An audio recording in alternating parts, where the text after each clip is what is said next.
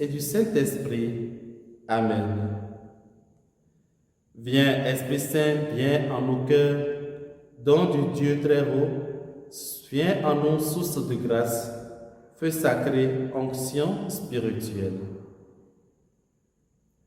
Évangile de Jésus-Christ selon saint Matthieu. En ce temps-là, Jésus disait à ses disciples cette parabole. Alors le royaume des cieux sera comparable à 10 jeunes filles invitées à des noces, qui prirent leur lampe pour sortir à la rencontre de l'époux. 5 d'entre elles étaient insouciantes et 5 étaient prévoyantes. Les insouciantes avaient pris leur lampe sans emporter d'huile, tandis que les prévoyantes avaient pris avec leur lampe des flacons d'huile. Comme l'époux tardait, elles s'assoupirent toutes et s'endormirent. Au milieu de la nuit, il y eut un cri. Voici l'époux, sortez à sa rencontre. Alors toutes ces jeunes filles se réveillèrent et se mirent à préparer leurs lampes. Les insouciantes demandèrent aux prévoyantes, « Donnez-nous de votre huile, car nos lampes s'éteignent. » Les prévoyantes leur répondirent, « Jamais cela ne suffira pour nous et pour vous. Allez plutôt chez les marchands vous en acheter. » Pendant qu'elles allaient en acheter, l'époux arriva. Celles qui étaient prêtes entrèrent avec lui dans la salle des noces, et la porte fut fermée. Plus tard, les autres jeunes filles arrivèrent à leur tour et dirent, « Seigneur, Seigneur, ouvre-nous. » Et il leur répondit, « Amen, je vous le dis, je ne vous connais pas. Veillez donc, car vous ne savez ni le jour ni l'heure. » Acclamons la parole du Seigneur. Louange à toi, Seigneur Jésus. Bien-aimés dans le Seigneur, nous sommes aujourd'hui le vendredi 28 août 2026 et nous rendons grâce à Dieu pour ses merveilles dans nos vies.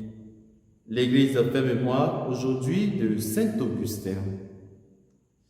Baptisé à Milan par Ambroise, il devint l'aide puis le successeur de l'évêque d'Hippone. Sa place dans l'histoire de l'Église tient surtout à son œuvre théologique qui lui a mérité le titre de docteur de la grâce. On lui attribue aussi la fameuse maxime « Aime et fais ce que tu veux ». Dans l'évangile de ce jour, il est question des 10 vierges qui vont à la rencontre de l'époux avec leur lampe. La tradition chrétienne y voit l'image des chrétiens, ainsi que de la vie chrétienne, qui n'est pas un fleuve tranquille qui s'écoule sans effort, c'est-à-dire qu'il ne suffit pas d'être baptisé. Encore faut-il vivre selon les exigences du baptême, car ce sacrement nous appelle à accomplir de bonnes œuvres, symbolisées ici par l'huile des lampes. Nous sommes alors invités, frères et sœurs, à ne pas risquer la mésaventure de cette personne qui se retrouve à la porte du ciel en disant « Seigneur, voici mes mains, elles sont toutes propres. » Et à qui le Seigneur répond « Oui, mais elles sont vides. » La parabole de ce jour est alors un rappel qu'il faut prendre très au sérieux. Veillez donc, car vous ne savez ni le jour ni l'heure. Ne laissons pas alors s'éteindre la lumière de la foi, car tout moment pourrait être le dernier. Allumons nos lampes avec l'huile de la foi, de la fraternité et de la charité. Nos cœurs pleins de lumière nous permettront de vivre la vraie joie ici et aujourd'hui. Ceux qui font partie de notre entourage seront également illuminés et connaîtront la joie de la présence de l'époux. Tout ce que Jésus nous demande, c'est de ne jamais manquer d'huile dans nos lampes.